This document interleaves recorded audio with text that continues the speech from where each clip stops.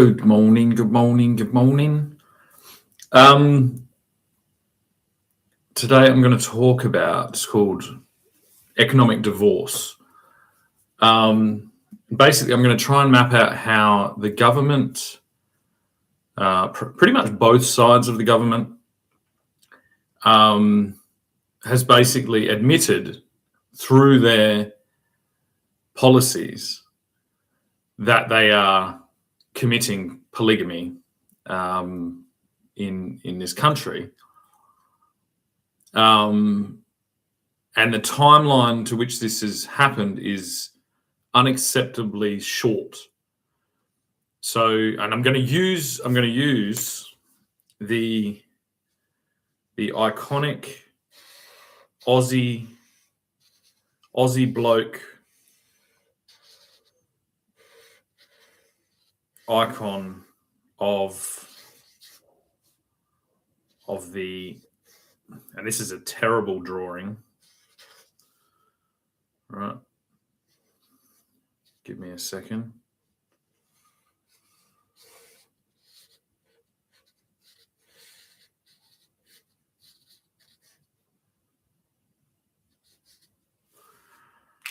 Of the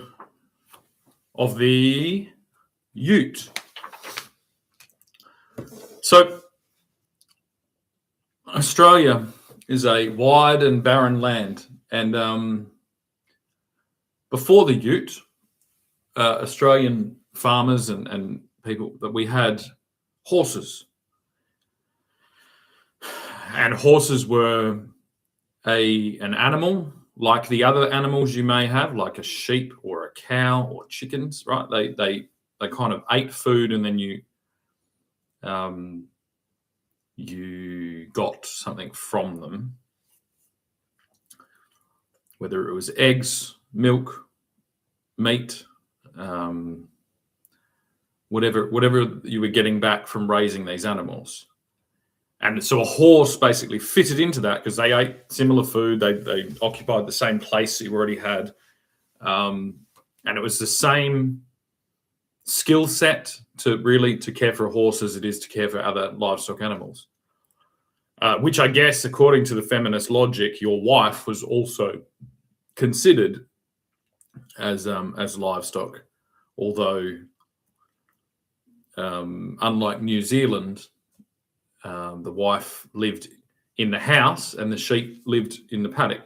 So basically, what happened was, after World War II, there was a massive oversupply of vehicles because vehicles were highly developed and highly systematized and mechanized by all nations that participated. But prominently the United States of America, Germany, Japan, and the United Kingdom. And basically, there is a pretty consistent phenomenon between men and women in a marital situation that or at least there was then, that the woman would spend and the man would earn. And so when this automobile concept was floated to Australian men, they rejected it en masse. And that is well documented. There is a well documented rejection of the automobile by that cohort of men. And the only way that they could convince them to buy them was to say that, well, you can go to church, which again, this kind of shows how far down this iterative cycle we're on. That can all be held to a screaming halt by one particularly aggressive totalitarian Islamic regime, and the whole thing comes screaming to a halt. Why? Because, well, utes and cars, they don't eat hay. They don't eat grain. They don't live in a paddock. They don't require. They don't reproduce. It's a completely different thing. It's an alien industrial concept that has captured the world for a very small amount of time and become intimately incorporated with us, a couple of generations deep now, so that, and because of a lackluster, absolutely unacceptably poor education system, we don't speak about these things as if they may end. We speak about them as if they've always been here and always will be here, and this is the current and foreseeable future will be based on this particularly troublesome iteration of the automobile. That was basically, there was engines. Basically, there had been huge factories to build engines, to build airplanes and tanks and all of these things. And in peacetime, we needed to know what to do with all of those engines. So entrepreneurs started developing other concepts, which was already the model. The earliest automobiles were separate. So you'd buy the engine basically, and then someone local who would also build carriages for horses would then build your carriage, right? So this was the pre-existing automobile landscape, and it was very niche, very, very niche, because it just really was an absolutely outside concept that you would need this vehicle, because it didn't eat hay, it ate petroleum, a highly refined substance refined from crude oil. And none of these farmers had crude oil, and none of them had petrol. So there was a skepticism against all of this. Now, as a sideline, if we factor in that it was mechanical tractors that decimated the ecosystem in Australia, you know what I mean? That's what did the damage. So we basically went to war with each other, and then with the excess war machines, the unknowing, and it's like, it's bad, but it's like they had no way of knowing.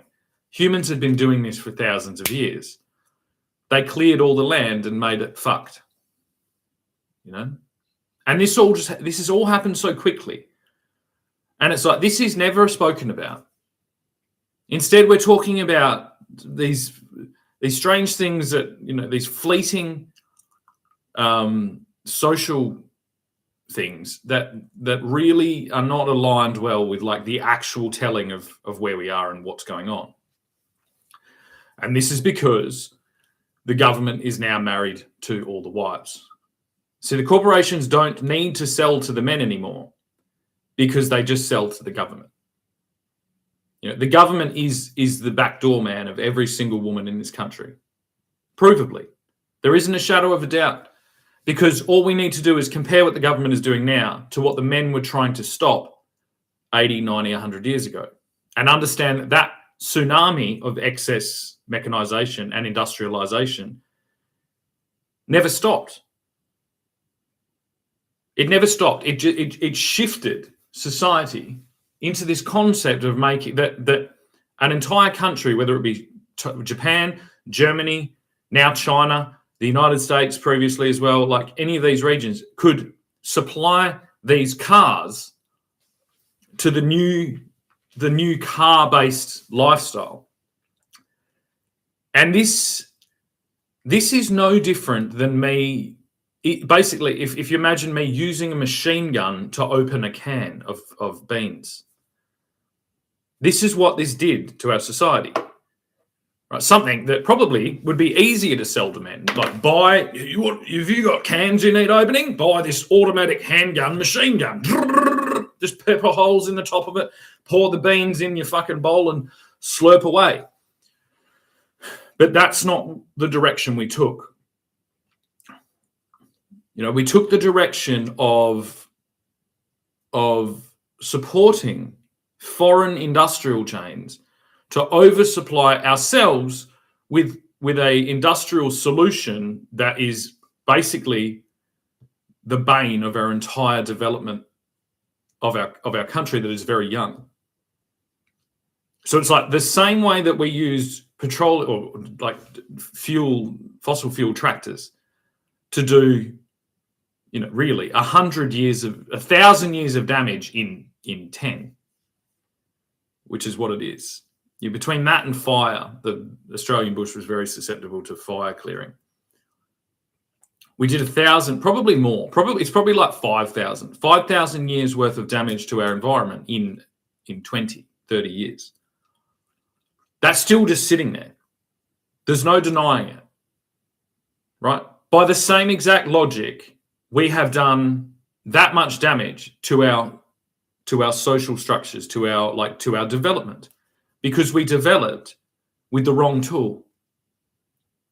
We normalized this, what is basically an oversupply of war machines into our societies, and they actively and extremely fuck up that process.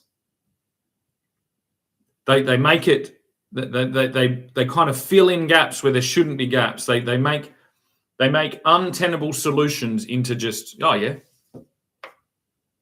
into the norm.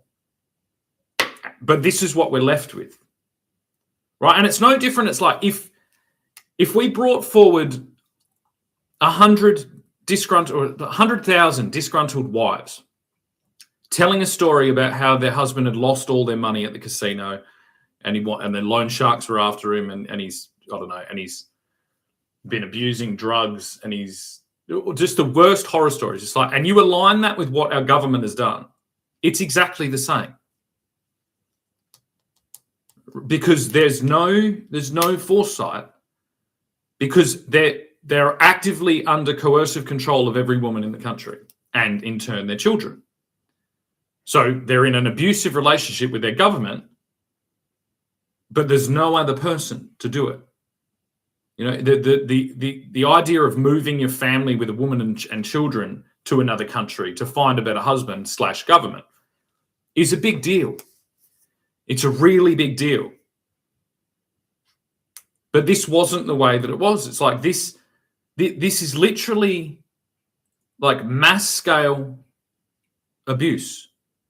If you think that a marriage is the vessel to which like sexual activity was majoritively held in our culture, and now it isn't. Now the majority of place that sexual activity is taking place is on one of these. It completely bypasses the entire history of sexual reproduction and applies this little machine to it. This is the Sandman of this era. And if you don't know what a Sandman is, basically a Sandman is you kick your dog off the back of the ute.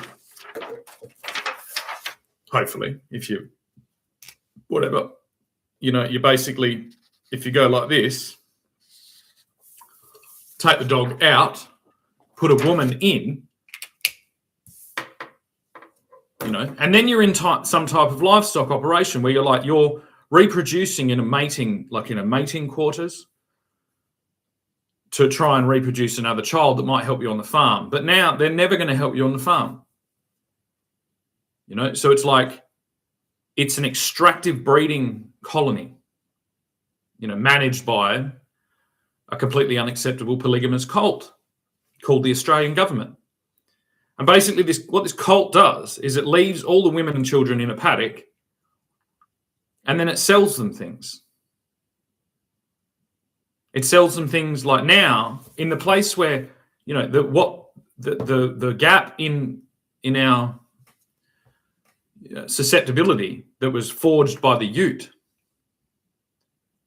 this is now everything. And now everything becomes, a necessity. But who's going to argue against it? Who would ever argue against this normalization of luxurious consumer goods? Well, it'd be the old men that didn't want a ute.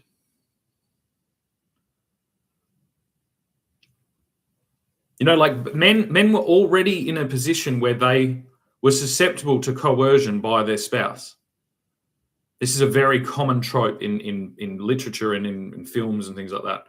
You know, the wife tugging at your pockets because she absolutely needs this. But that was like a summer dress and a new broom, right? And now to supply that